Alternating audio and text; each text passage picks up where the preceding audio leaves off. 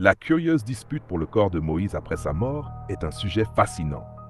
Bien qu'il puisse sembler étrange à première vue, cet épisode biblique dévoile des significations profondes et des enseignements spirituels essentiels.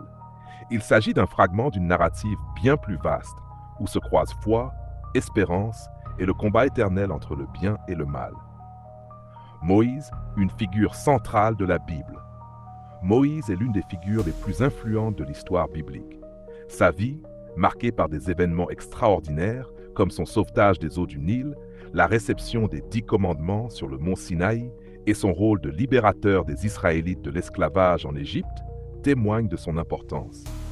Cependant, son parcours n'a pas été exempt d'échecs. Par exemple, alors que Dieu lui avait ordonné de parler à un rocher pour en faire jaillir de l'eau, Moïse, sous l'effet de la colère, frappa le rocher avec son bâton. Nombre 20, versets 7 à 12. Cet acte de désobéissance, bien que mineur en apparence, symbolisait un manque de foi et d'humilité, entraînant une conséquence grave. Moïse ne pourrait pas entrer dans la terre promise. La mort et l'enterrement de Moïse. La mort de Moïse, relatée dans Deutéronome chapitre 34, est unique. Dieu lui-même s'occupa de son enterrement dans une vallée du pays de Moab, un lieu demeuré secret jusqu'à ce jour. Pourquoi cette dissimulation ? Cela invite à réfléchir sur les intentions divines et la sagesse de Dieu. Une réponse possible est de prévenir l'idolâtrie. Les Israélites, souvent tentés de détourner leur adoration vers des objets ou figures humaines, comme dans l'épisode du veau d'or en Exode chapitre 32, auraient pu transformer la tombe de Moïse en lieu d'idolâtrie.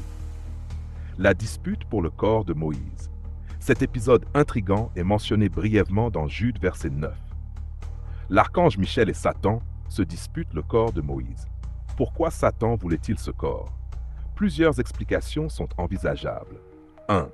Saper un plan divin. Moïse apparaît aux côtés d'Élie lors de la transfiguration de Jésus. Matthieu chapitre 17, versets 1 à 3, indiquant sa place d'honneur dans les cieux. Satan aurait pu tenter d'interférer avec un plan divin de résurrection ou d'élévation de Moïse. 2. Encourager l'idolâtrie. Conscient de la tendance des Israélites à idolâtrer, Satan aurait pu utiliser le corps de Moïse pour détourner leur foi en Dieu. 3. Accuser Moïse. Satan, appelé l'accusateur des frères, Apocalypse 12, verset 10, aurait pu exploiter les péchés passés de Moïse, comme le meurtre d'un Égyptien ou sa désobéissance en frappant le rocher, pour remettre en question sa dignité devant Dieu. Face à Satan, Michel ne s'engage pas dans une confrontation directe. Il invoque l'autorité divine. Que le Seigneur te réprimande. Jude, verset 9.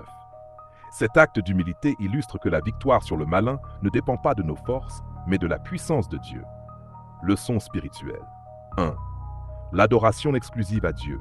Cet épisode nous rappelle l'importance de diriger notre adoration uniquement vers Dieu.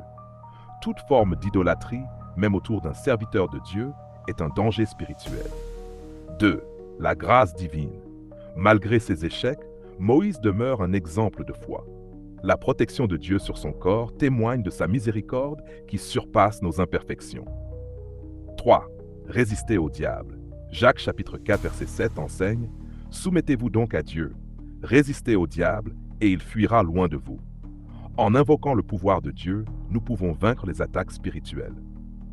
Conclusion.